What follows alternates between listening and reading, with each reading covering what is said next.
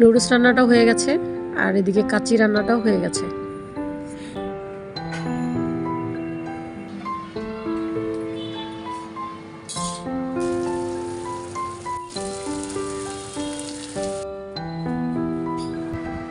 আমরা চলে এসেছি আর এটাই হচ্ছে আমার শ্বশুরবাড়ির রাস্তা।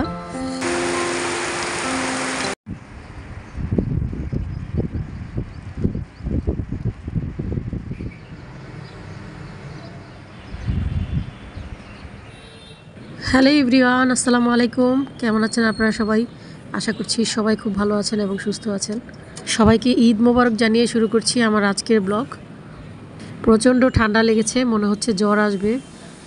তারপর রান্নাঘরে চলে আসলাম রান্না করার জন্য। এখানে আমি 1 কাপ বাসমতি চাল নিয়েছি, এটাকে কিছুক্ষণ ভিজিয়ে রাখবো।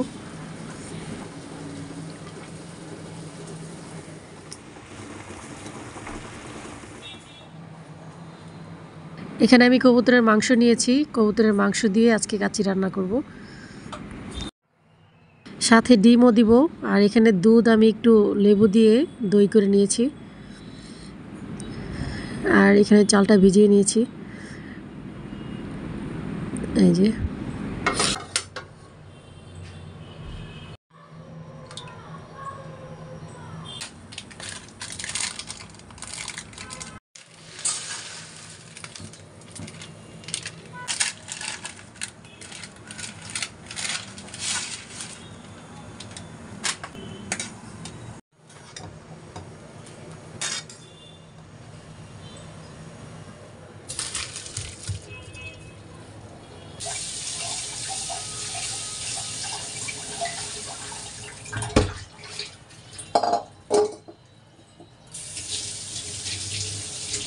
চাল সিদ্ধ করার জন্য এখানে আমি লবণ দিয়ে দিচ্ছি 2 চা চামচ।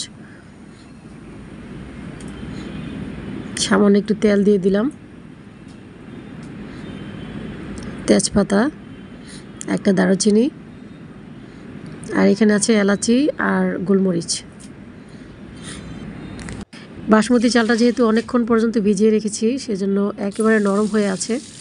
খুবই আলতোভাবে আমি এখন চালটাকে ধুয়ে নেব।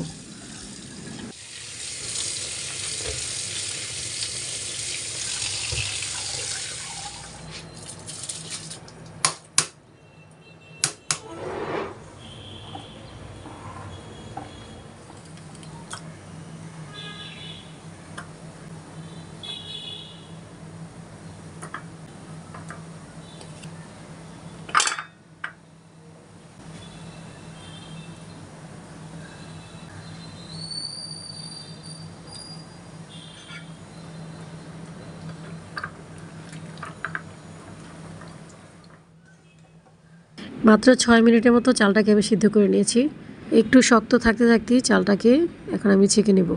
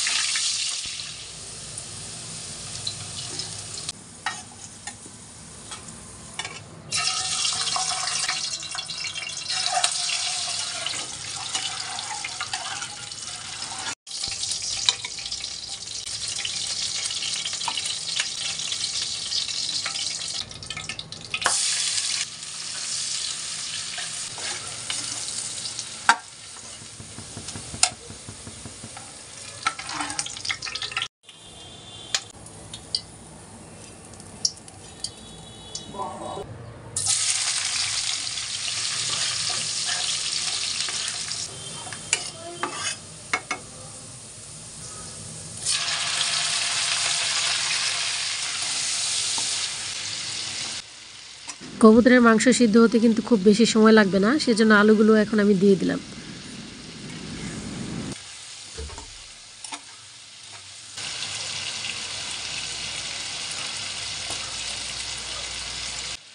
এখানে আমি কাঁচামরিচ আর পেঁয়াজের পেস্ট করে রেখেছিলাম, সেটাও দিয়ে দিলাম। এখন 1 চামচ গরম মশলার গুঁড়ো দিয়ে দিচ্ছি। দিয়ে দিচ্ছি স্বাদ মতো লবণ।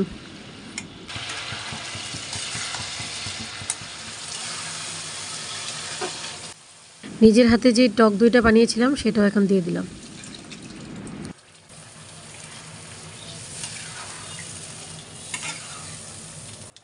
এখন দিয়ে দিচ্ছি বিরিয়ানি মশলা।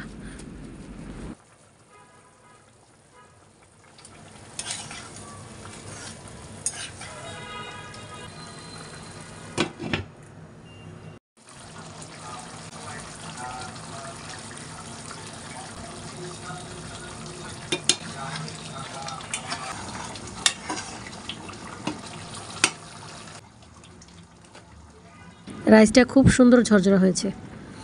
এখন এই রাইসটা আমি দিয়ে দিব এখানে।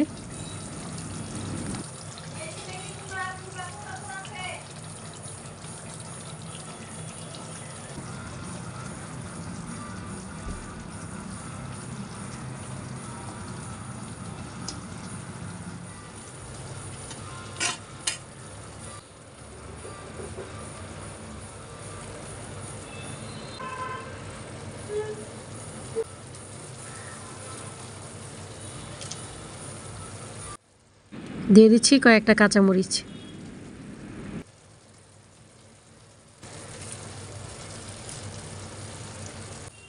এখন দিয়ে দিচ্ছি কয়েকটা কিশমিশ।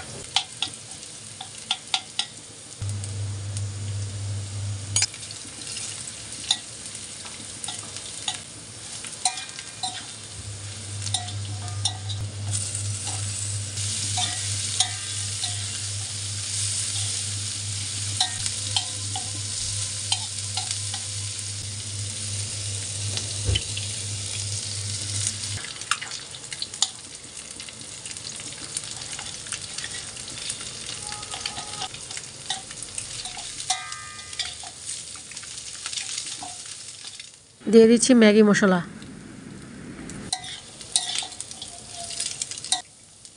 এখন দিয়ে দিচ্ছি টমেটোর সস। আর এই সসটা কিন্তু আমি নিজের হাতে বানিয়েছিলাম। এখন এই সসটা আমি দিয়ে দিব এর উপরে।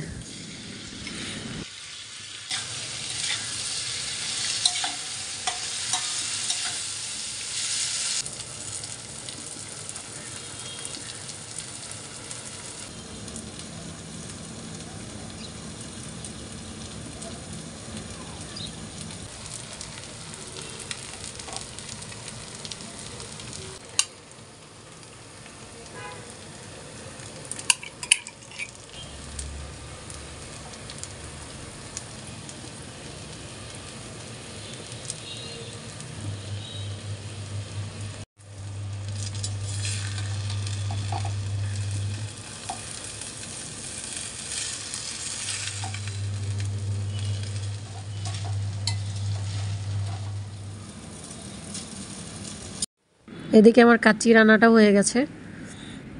খুবই সুন্দর একটা স্মেল বের হয়েছে।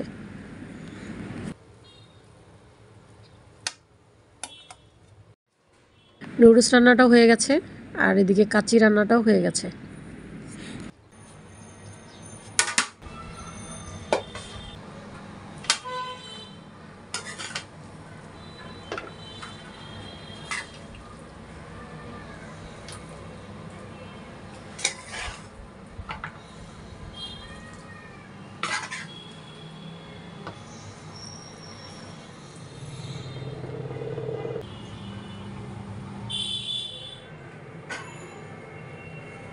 হয়ে গেছে আমার দারুণ সুস্বাদু কবুতরের কাচ্চি।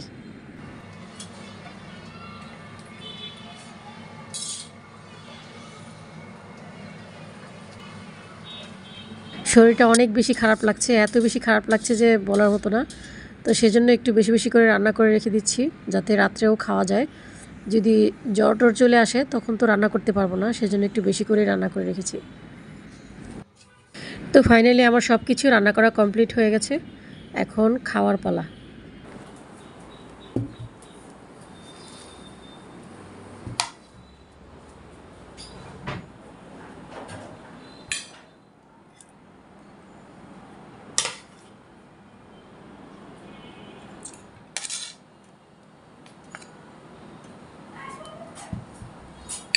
সকালবেলা ঘুম থেকে উঠেই কিন্তু বাড়িতে চলে যেতে হবে, আর এদিকে আমার প্রচণ্ড জ্বর, প্রচণ্ড অসুস্থ আমি। তারপর অনেক কষ্ট করে এখন ব্যাগটা গুছিয়ে নিচ্ছি। এই জ্বর নিয়ে বাড়িতে যাওয়ার একদমই ইচ্ছে হচ্ছে না, কিন্তু তারপরও যেতে হবে যেহেতু বাড়িতে আমরা কুরবানি দিব। সবাই আমার জন্য দোয়া করবেন যাতে আমি খুব দ্রুত সুস্থ হয়ে যেতে পারি। আমার মেয়ে বারবার বলছিল যে আম্মু আমাকে দাও, আমি ব্যাগটা গুছিয়ে নিই, কিন্তু আমি কি কি কাপড় নিব সেটা তো আর সে জানবে না, সেজন্য আমি ব্যাগটা গুছিয়ে নিচ্ছি। তো ব্যাগটা গুছাতে গুছাতে মাথাটা এমনভাবে ঝিম ধরে আছে, মানে ঝিম ঝিম করছে সব কিছু। তো সেজন্য আমার মেয়ে আমাকে এক গ্লাস শরবত বানিয়ে দিল, গুড়ের শরবত, গুড় আর লেবু দিয়ে খুবই মজার একটা শরবত বানিয়ে দিয়েছে। গতকাল রাতে প্রচুর অসুস্থ ছিলাম, তো ওষুধ খাওয়ার পর এখন আল্লাহর রহমতে একটু সুস্থ আছি। তো এখন আমরা সবাই রেডি হয়ে গেছি যাওয়ার জন্য। কোথাও যাওয়ার কথা বললে তো আর হুট করে যাওয়া যায় না, অনেক গোছানোর ব্যাপার স্যাপার থাকে। তো এদিকে আমি অসুস্থ শরীর নিয়ে যেটুকু পেরেছি গুছিয়েছি। ভোর 5টায় ঘুম থেকে উঠে সবার জন্য নাস্তা রেডি করে সবাইকে খাওয়ালাম। আর আমার তো জ্বরের মুখ, কিছুই ভালো লাগে না, জ্বরের মুখ একদম তিতা মুখ ছিল। তো আমি একদম না খেয়ে বাসা থেকে বের হয়েছি। আমরা 9টার দিকে বাসা থেকে বের হয়েছি, যেতে যেতে প্রায় 10টা সাড়ে 10টার মতো লাগতে পারে।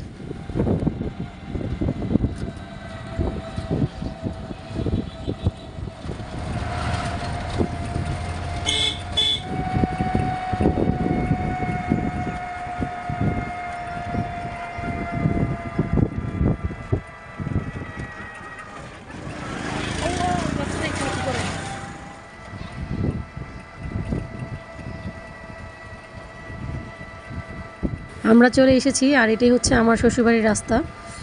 সবাইকে কুরবানি ঈদের শুভেচ্ছা জানিয়ে আমার ব্লগটি এখানে শেষ করছি। ফিরে আসবো কুরবানি ঈদের ব্লগ নিয়ে, সেই পর্যন্ত সবাই ভালো থাকবেন, সুস্থ থাকবেন, আমার জন্য দোয়া করবেন। আল্লাহ হাফেজ, আসসালামু আলাইকুম।